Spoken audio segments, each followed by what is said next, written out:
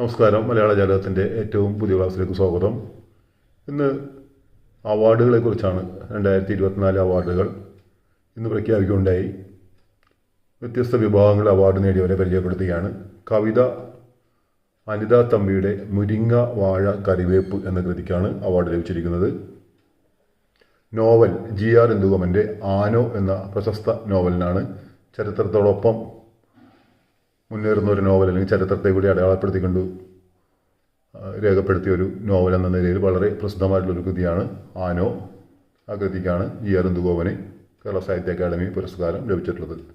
നോവലിന് ചെറുകഥ V ഷിനിലാലിന് നേടിക്കൊടുത്ത കൃതിയാണ് ഗരിസപ്പ അരുവി അഥവാ ഒരു ജലയാത്ര. ഗരിസപ്പ അരുവി അഥവാ ഒരു ജലയാത്ര എന്ന കൃതിക്കാണ് V ഷിനിലാലിന് ചെറുകഥയ്ക്ക് പുരസ്കാരം ലഭിച്ചിട്ടുള്ളത്. നാടക വിഭാഗത്തിൽ ശശിധരൻ നടുവിൽ അദ്ദേഹത്തിൻ്റെ പിത്തളശലഭം എന്ന നാടക കൃതിക്കാണ് അവാർഡ് ലഭിച്ചിട്ടുള്ളത്. വിമർശന സാഹിത്യത്തിൽ G ദിലീപൻ അദ്ദേഹത്തിൻ്റെ രാമായണത്തിൻ്റെ ചരിത്ര സഞ്ചാരങ്ങൾ എന്ന കൃതിക്കാണ് പുരസ്കാരം. വിമർശന സാഹിത്യം G ദിലീപൻ, രാമായണത്തിൻ്റെ ചരിത്ര സഞ്ചാരങ്ങൾ. യാത്രാ വിവരണം സഞ്ചാര സാഹിത്യം എന്നുള്ളതിൽ KR അജയൻ ആരോഹണം ഹിമാലയം കൃതിയാണ് ആരോഹണം ഹിമാലയം. ബാലസാഹിത്യത്തിൽ EN ഷീജയ്ക്കാണ് പുരസ്കാരം ലഭിച്ചിട്ടുള്ളത്. അമ്മ മണമുള്ള കനിവുകൾ എന്ന കൃതിക്കാണ് പുരസ്കാരം. അമ്മ മണമുള്ള കനിവുകൾ EN ഷീജ. ആത്മകഥ ജീവചരിത്രം വിഭാഗത്തിൽ K രാജശേഖരൻ നായർ ഞാൻ എന്ന ഭാവം. K രാജശേഖരൻ നായർ ഞാൻ എന്ന ഭാവം.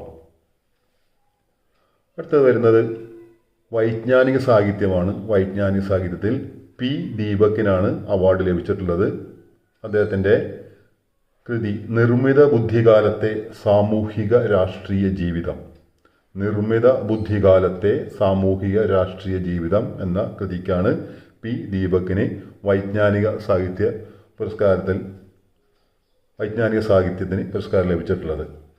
അടുത്തത് വിവർത്തനമാണ്. വിവർത്തനത്തിൽ ലഭിച്ചിട്ടുള്ളത് ചിഞ്ചു പ്രകാശ്. എൻ്റെ രാജ്യം എൻ്റെ ശരീരം അതാണ് ആ കൃതി. ജിയോ കോൻഡാബെല്ലിയുടെയാണ് യഥാർത്ഥ കൃതി. അതിൻ്റെ പരിഭാഷയാണ് നിർവഹിച്ചിരിക്കുന്നത്.